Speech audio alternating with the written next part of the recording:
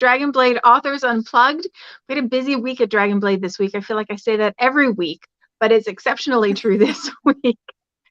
We've got 3 releases. We had Enticing the Earl by Kathleen Ayres, which is part of the Dragonblade Flame line, and book 3 in the Arrogant Earl series. Kathleen couldn't be with us today, but she'll join us at some point in the future. And then we've got 3 Dragonblade authors with us today. Nadine Millard's second book in A Lord for All Seasons, Midsummer Madness, came out this week. And Bella Moxie's The Earl's Tempting Ward, which is also part of the Dragonblade Flame line, and book 2 in Duke's Gone Dirty. I love the title of that series. I think it really says it all right there. That's about.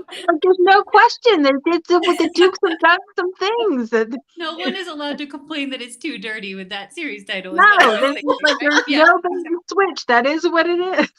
And then we missed out on having a chance to talk to Maeve Greyson a couple weeks ago for her book, A Scot to Have and to Hold, which is Once Upon a Scot series. So Maeve is joining us today. And ladies, thank you so much for taking the time to be with us. I really appreciate it.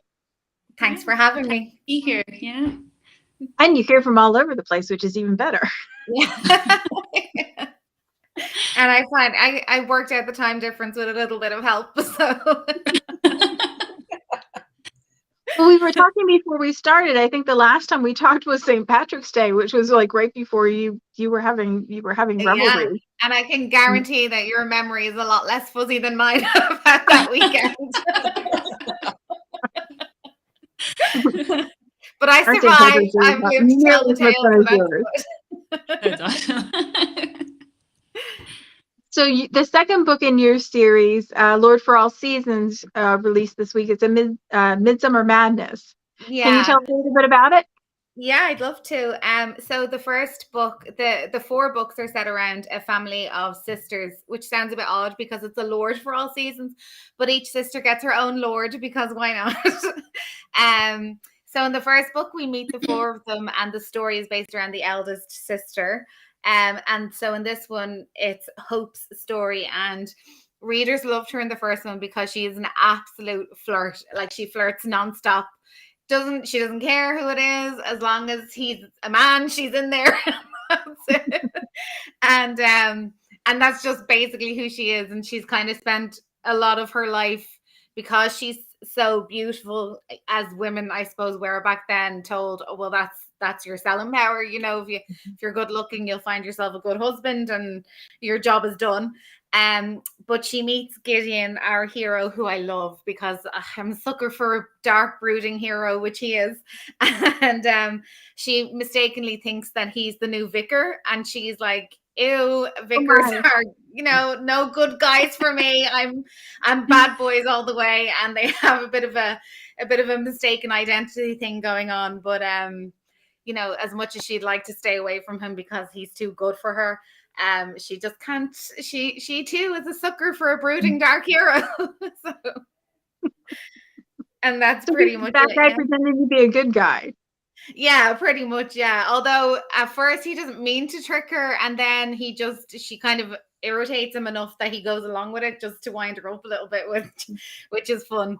Not for her, but for the readers, it's fun. I can imagine. Yeah, I can imagine that was a good time. The covers for that series are gorgeous too. There's always a fan or gloves or like little flowers or something. They always seem so sweet when I get to see. And then just a gorgeous man in the middle, which, let's be honest, it doesn't hurt to look at. Fantastic. So Bella, your book comes out tomorrow, or actually the day that our chat airs, and it's the Earl's Tempting Ward from the Duke's Gone Dirty series, and it's part of the Dragonblade Flame line. We're having a very spicy week this week. Awesome. I love it. Happy to be a part of that one. Yeah, it's great. So Duke's Gone Dirty is about, it's a group of very alpha men who decide that this is the year that they have to buckle down and get married. They've sowed their wild oats, like, this is it. We have to do our duty. And so it's very much like, I wanted to call my first series title idea was Alpha to the Max. And then I thought that might not be like historical enough, but it's basically like, how alpha can I make these heroes? It's like my new favorite thing. So this one is we met him in the first book. He's the Earl, and he's guilt-ridden and he's very like dark, brooding character. He there was like a fire, killed his father. He has like this whole dark backstory. So it's a little bit darker than the first book. And then he is kind of punishing himself by putting himself out in the country in this manner, and he's just kind of abusing himself out of guilt. But then he finds out that he's going to be taking ownership or wardship. What is that? I don't know. He's going to be looking after his mother's best friend's daughter. She was recently orphaned, but he gets it into his head from what his mother says. He thinks that it's going to be this child. And then it's not. It's a grown woman, but it's kind of my favorite opening scene ever because it opens with him. He's railing and ranting about how he doesn't want to have a kid around and how this is gonna be awful. But then he ends up saying like, well, if she's trouble, I'm going to put her over my knee. And then that's when she walks in and she's like, oh, I certainly hope it doesn't come to that, Right. Yeah. So I was like, I'm like, what's it called again? I'm writing that down. I was like, it's such a fun meet cute to write. Where they instantly sparks right there because she's like, oh, I do hope it doesn't come to that. She's like, he's like threatening to spank her on page 1. I was like, this is the best. so then it goes from there. Flame line. It's the flame line. I know. Duke's gone dirty. There's no playing around in this series, but it was really good, fun one to write for me. It was a little dark. They're both kind of dealing with a lot of like guilt and back issues and things like that, and dark and dirty. That's pretty much the whole series. No, it sounds like so much fun. Yes, it does. And Maeve, your book came out a couple of weeks ago, like years ago, Dragonblade book years.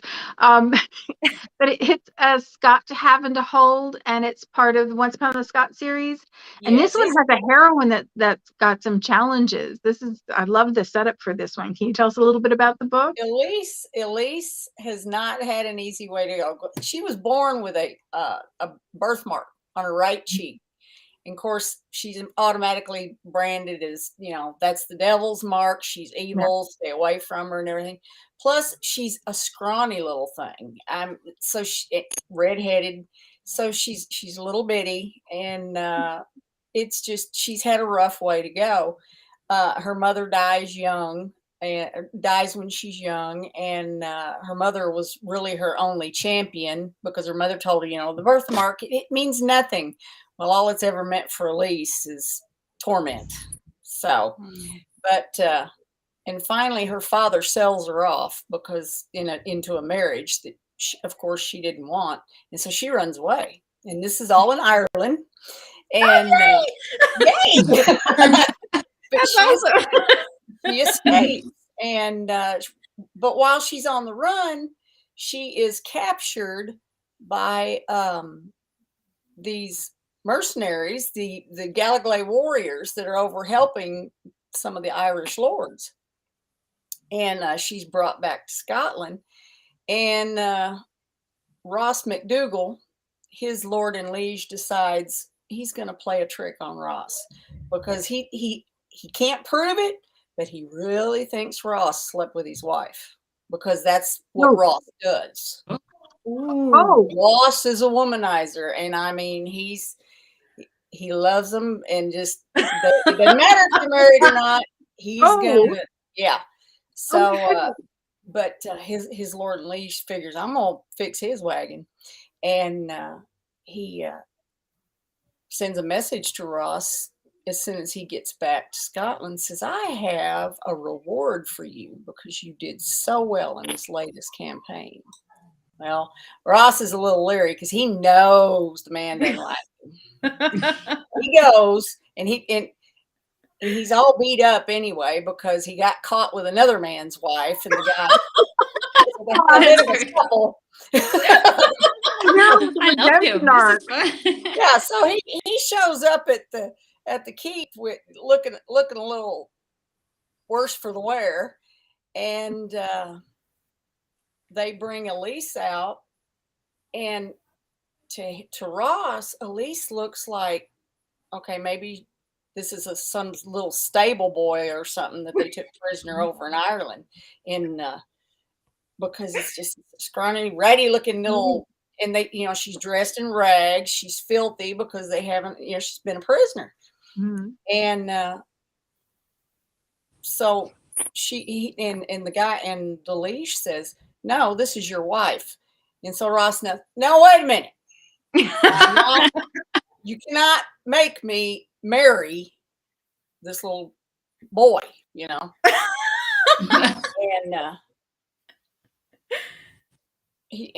that's when Elise pipes up and said, "I am not a boy. I am a woman full grown." And so, I love that. yes. So, but see, Ross, even though he's a womanizer, he's got a soft heart. He's gooey on the inside. He's gooey on the inside because he immediately feels so guilty because he can see she's been mistreated. She's been abused and treated badly, and so he apologizes to her, and he forces the liege to not only provide her a place to bathe, but a fine wedding dress and a nice ceremony. And of course, Elise is leery of all of this because she figures something's going on. I don't trust this. And but and then the story goes on from there. They finally strike a deal that as long as she won't run off again, that come spring, he'll take her anywhere she wants to go. And she can be free, And so, but his kindness and, he cares about her. He kind of adopts her at first, but then he falls in love with her. So, but he has to win her over. And cats are involved. 18 cats. Involved. Ireland and cats. I love this. There you go. 18 cats are an integral part of the story. So, awesome. 18 is an oddly specific number, Maeve. It just worked out that way. With how sometimes the characters and it just 18 cats. I love the sound of that, and I absolutely love your accent. I'm in Kentucky. I love it. So we have Kentucky and Ireland, and Bella, where are you? Montana. Oh, wow. Cowboy country, huh? What's that? I also write cowboys under a different name. Oh, there you go. Yeah, I'm like, I kind of have to. It's here, so yeah, you're pretty inspired. Yeah, well, he doesn't like a cowboy. Yeah, exactly. Gotta sell that. Highlanders. Yeah, Must not be 110 degrees where you are too. What's up? I said it must not be 110 degrees where you are too. We're so hot in the south right now. Yeah, it's hot. Oh, really? Yeah, we are. We still have snow around. It was snowing up until Memorial Day. I was like, oh my. No. Oh my goodness. Yeah. We'll get there. We have never summer get eventually. Extreme weather. We literally just get rain. That's pretty much it. It's raining. And Virginia rains all through the spring, and then when we start to hit summer, it's like it just bakes. I mean, it just bakes. And every spring I think, this is so wet. Why is this so wet? And then I have to remind myself, no, it's going to cook. And just, it's going to cook. And it's like, God turns the faucet off, and then it gets, and then it's it. That's it. Whatever's filled up the bathtub, and that's all you get. So that's it. So, ladies, can we talk a little bit about, you're so animated when you're talking about your stories, which is so much fun. Can we talk a little bit about your writing process and what it is that do you get the characters first? Do you get the stories first? What is it that catches your attention and makes you want to write the story? I think for me, for this one, for Midsummer Madness, it kind of was a series by accident because, and this is not the first time this has happened to me either. Every time I write a main character with siblings, I end up writing a series with all the siblings, and it's never the plan. It's never on purpose. But I think it's just, it's quite easy to do because, you're writing your main character and you're writing the important relationships in their lives. And so you sort of naturally develop their brothers, their sisters, Yeah. their parents, and it's for like a second, third, fourth book for me, it's just a really natural progression. And when I decided to write a book for the four sisters, I didn't even know what book 3 and 4 were going to be at that point. I just thought, I have sisters, and if 2 of them got like an earl and a duke and I didn't get anything, I would not be happy. So I was like, I better give them all I better give them all a lord. Whole level of competition I didn't expect. yeah. And they have such different characters as well. Elodie was like the really good girl, never did anything wrong. Hope is such a flirt. Francesca is very much, a feminist. Women, she doesn't think women should have to get married. And then Sophia, the youngest, is at the moment she's still quite young, so she's just an absolute tomboy. She does not like people. She only likes horses. And so they all like had such great characters. I thought, they need to be developed and they deserve their own book. And like I said, I have 5 sisters actually. So I have 5 sisters and 5 brothers. So yeah. So, I'm an expert on sibling rivalry, so it was very easy. That's amazing. Yeah. Now I know who to talk to next time I do a series with a lot of siblings. Mhm. Yeah, Right? absolutely. Yeah. I'm not going to tell you anything good about it, though. Okay, that's all right. Here's all the ways we fight. Absolutely. You learn how to jockey for attention, because Yes, you do. Yes, that's a you lot. do. That's a lot. So, do you get the characters first? Did you get the characters Yeah, for the first book definitely. first? So like they come to you first, and so the I story knew builds that I around it. wanted. Yeah, and I knew I had the idea for the first book. Where I said this to you the last time, he sort of accidentally kidnaps her. Like, he kidnaps her, but it's without his consent, because she sneaks into his carriage and he takes her unwittingly with him. So I knew I wanted to do that book. And then just as I was writing it, and as I was writing her relationship with her sisters and their own personalities started to kind of develop, the ideas then popped into the head that was very specific to the sister that I was writing. So that's how this one came about for me. So I probably should sound like I was more organized, but in truth I was like, oh, I want to do this book. Oh, okay, I'll do that one. I do usually plan, though. I'm not constantly erratic about it. I don't know. I think there's place for both, and I'm always curious to hear which way everybody goes, because some people are so deliberate and methodical in their planning, and some people sit down with just a character in their mind and roll and see where they end up. Bella, how about you? Do you get your characters first, or do you get your stories? It depends. For this series in particular, it was more like themes. Like I have a 5-year-old son who he's probably going to burst in any second. He keeps knocking and like trying to come in. So I apologize in advance. But so Yeah, we're good with dogs and kids, so that's all fine. Get out of here. But so I have a 5-year-old. So we watch a lot of these like Disney movies. He's going through a big we have Disney Plus on all the time, and so I'm kind of revisiting a lot of the fairy tales that I grew up with. And so yeah, with this series, I really wanted to do like dark take on the fairy tales that we all know and love, and not like a total retelling, but just have those themes in there. So my big joke with the first one with the Dukes, the first book with the Duke was I was like, what if Gaston ended up with Belle and like, and then grows a heart. That's the first book. The Duke's that's so cool. Duke's Defiant Angel. Yeah, it was kind of like, what if Gaston, and then like, because like he's so arrogant and he's really like this like macho. But then what if he actually falls in love with her after they get married, and then like they are happily ever after. So yeah, I love that book, but I didn't get that until you said it. Now it makes perfect sense. It's the dirty cool. Gaston and Belle story that no one ever for. That's what I no one knew they wanted it, but everybody wants it. And now it's out. Now you know to not want that, right? Like, and then this one, it was very much like a Beauty and the Beast kind of thing as well, where he's like, I'm like, this one was like Beauty and the Beast, but what if Belle was like saucy as all heck and kind of like a little minx, you know, so kind of like taking the Belle character and playing with her. So he's got the Beast vibe, and she's a little bit like, she looks all prim and proper and like Belle, like she seems like Belle, but then she's really very, very naughty.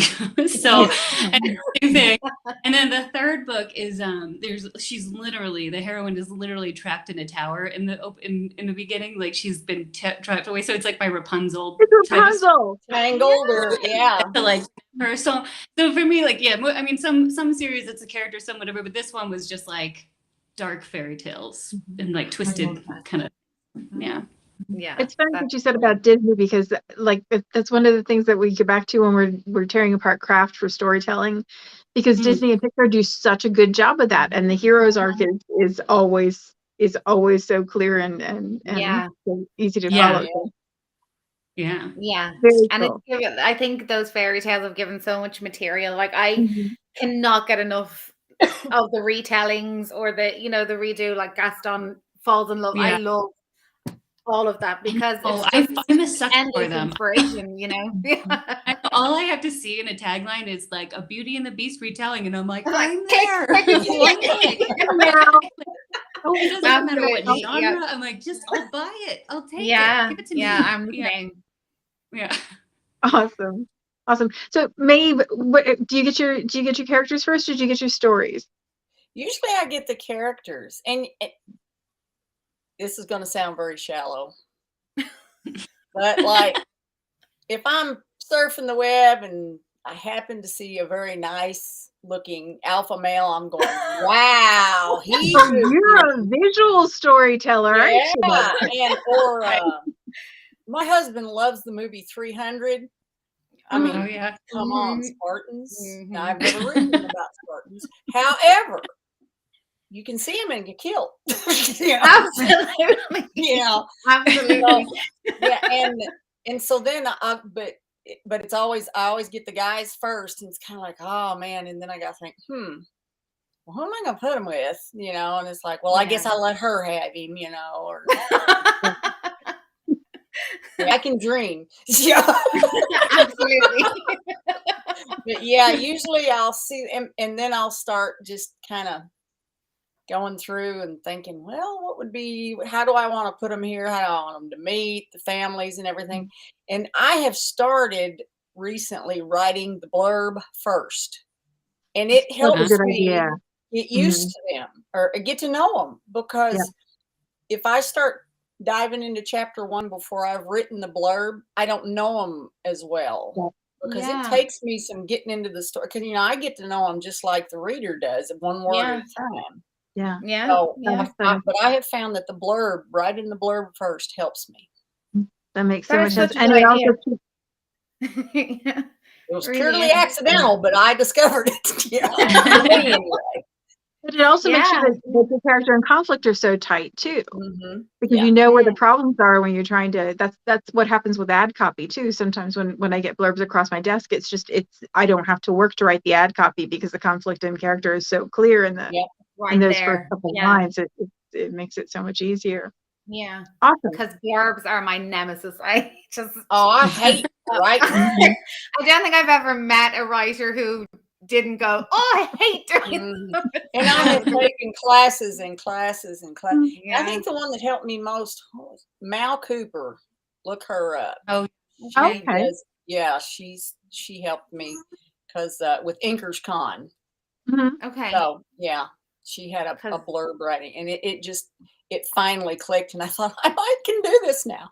So and now you can use it as a method for your writing, which is fantastic. So I need to do that. It's just a matter of finding time. That's the biggest problem. Well, and I think we start to measure success in word counts too, or we're kind of conditioned to go, if I get this many pages or this many words, then I've done what I needed to do for the day, and anything other than that doesn't really count in the work of the writing, but it is all the work of the storytelling. It's all that. And that sitting around staring off into space while you're trying to wait for like for them to talk, just tell me something, people, just anything. Exactly. Something to work with. That blank screen and flashing is like, It's Yeah, just it torture. stresses me out sometimes so much Mhm. because, and then I read once years ago, somebody said, just write, and then if you have to go back and delete it, it's fine, but just to get into the motion. But I tried that, and I mean, I talk about 100 miles an hour anyway, so I kind of write that way. So the whole thing's gibberish, so I have to just keep deleting everything. That does not work for me. And then you feel So- like you wasted all that time doing Yeah, it. that's the So, thing. yeah. I'm like, I can't use this. Mhm. Yeah, and that whole you can't fix a blank page. Well, that's fine, but it's hard to fix the mess sometimes too. Exactly. Sometimes it's better to Sometimes just, blank. okay, make trash it can, blank. and just- yeah. Yeah. But when it flows, though, there's no better feeling Oh, than I that. When know. it just It's- clicks. Oh, I When love it when that writes happens. itself, it's fantastic. Yeah. So do you find that when you get to a point, because I think for a lot of people who don't plot really heavily, that the writing the story is kind of a discovery. It's like you're writing along and you're figuring out the characters and you're getting the story as you get it, and then you get to the 80% point and you know everything that's happened. Yeah. Do you find it hard to push through that last 20% to get to the end, or are you so caught up in the story and so caught up in the love story at that point that you enjoy spending time with the characters? I start getting sleepy and nodding off, and I'm thinking, oh my gosh, if it's boring me, what's it going to do to them? Well, like a kindergarten, when I start- I'll lay my little head down on my desk, take about a 10-minute snooze, and then I'll pop back up and go, now do this. And I think it's because I know what's going to happen. Mm-hmm. Yeah. Yeah, because the discovery part is gone. It's Yes. like Yes. Yeah. That's about the point though, when I guess I'm not much of a plotter. So when I get to that point, the fun is gone, but also I start dreading the reread and edit because I know by that point I figured it. I'm like, oh, it's 80% done. And now I just figured out what needed to happen like, in scene one. Like, I got that's to how go it's back and fix like, it. yeah, now I have to just go back and make it all match up to this. you Because start Yeah. rereading and it's like, oh, these are not the same people I ended up with. These people that I Yeah. started with, these are not the people that are at the Yeah. end of the book, and it's not just normal Exactly. character arc stuff. It's yeah, exactly. Or it's like, Or oh then yeah, I feel like sometimes- finally. Yeah, Yeah. you'll start with a character and you'll know you want them to end up as a different person in a different, Mhm. but then the last 20% is like, have I done enough? Is it gradual enough to get them there? Like, you don't want to do a complete switch up, and Yes. it's akin to saying, oh, they woke up and it was all a dream. Like, you have to make sure that It has been a to feel process. natural. Yeah. Yeah. Mhm. That can be tricky in the last. But Oh, then yes. sometimes I feel the opposite way. Like, I'm kind of happy to wrap it all up because you've gotten over the hump of the, Mhm. whatever obstacle stands in their way, and you're just bringing it home. And it's sometimes I find it even easier to just wrap it all up in a nice little bow, and then it's done. And then the dreaded editing, but we'll block that part out for now. Positives only. Out of sight, out of mind. There you go. so because they talk about, we always talk about wishing everybody happy book birthday, but I mean there is an element to the giving birth to the story, and I think you just kind of forget the parts that are unpleasant, because otherwise you wouldn't do it again. Exactly. Yeah. Very true. So Nadine, there are 2 more books in your series. Yeah. So the next one is a Forgotten I'm assuming we have Fall. 4 seasons that we have to have. Yeah, and then we have a winter wedding because I love a wedding. So the next book is Francesca's, and that's going to be based around a soldier who's come back from the war.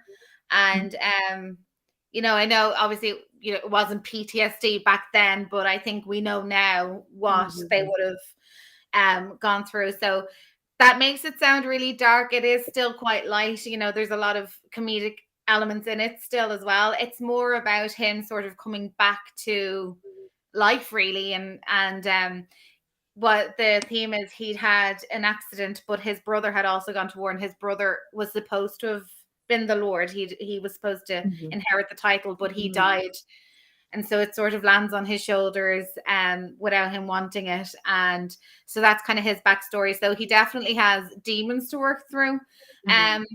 And I don't know if she is, she's not exactly gentle as a person. She's so it's not a Florence Nightingale situation. It's more of constantly knocking heads, but at least he's feeling emotions and not completely deadened or, you know, haunted by his past and stuff. So there are definite sparks. Probably not as many sparks as Bella's, but there are sparks.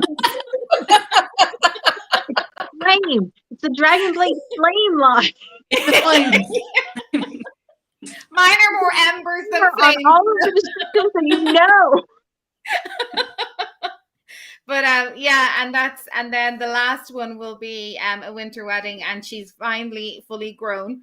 And it's cool actually because the readers get to meet her from the first book, so they get to see her turn from, you know, a girl, like a teenage girl, to a woman. And that's going to be a sort of a marriage convenience trope. She wants to save her horses. She needs something happens and she needs the money to save her horses. And she meets this man, Lord, from Scotland, actually, Maeve. So unfortunately, he's not a Highlander. I do love them, but I can't write them. And she goes up to Scotland with him, and he has 2 actual child wards. They are children. They're not grown-ups. And he's looking for a sort of a mother figure because he's not exactly the doting daddy type. And she agrees because, as I said, she loves her horses more than people, but they both sort of grow to love horses and people. So it's kind of. Oh, that one sounds good. Yeah, it sounds like fun. Yeah, no, they're fun. They have fun. Sounds like fun. And Bella, you've got Rapunzel coming up?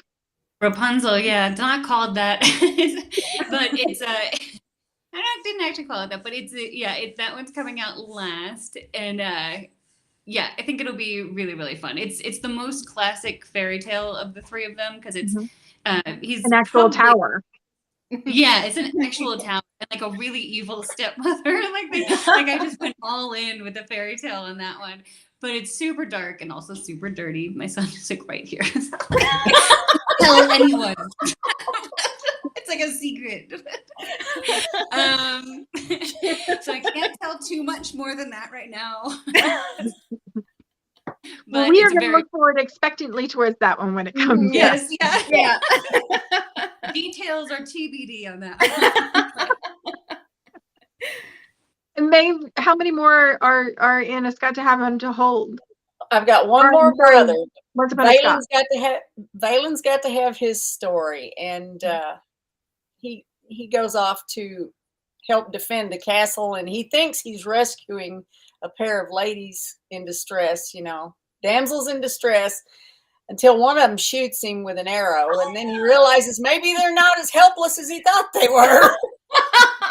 And then awesome. we go on from there. So, I love that. Good hero wound. You know, there's a lot to love about that. that's right. More dynamic right from the beginning. Exactly. Just get the terms straight, you know. Absolutely. Oh, I love Everybody that. knows where they stand. They're all in line. Yeah. Well, ladies, they all sound so much fun, and it has been a delight to talk to you today. I appreciate you taking the time to be with us. This was a blast. It was great to talk to you. Thank you so much. It was so fun. Thank you. It was fun to be here. Yeah. I'm going to put the links to all the books in the comments. So if you haven't picked up your books yet, you have a chance to get them. Dragonblade books are absolutely the best deal on pre-order and right when they're released, because they're 99 cents and you can't beat that. So I'll put the links there and make it easier for you to get. And we will be back here next week at the same time, same place. Thanks so much. Thanks. Bye. Thank you.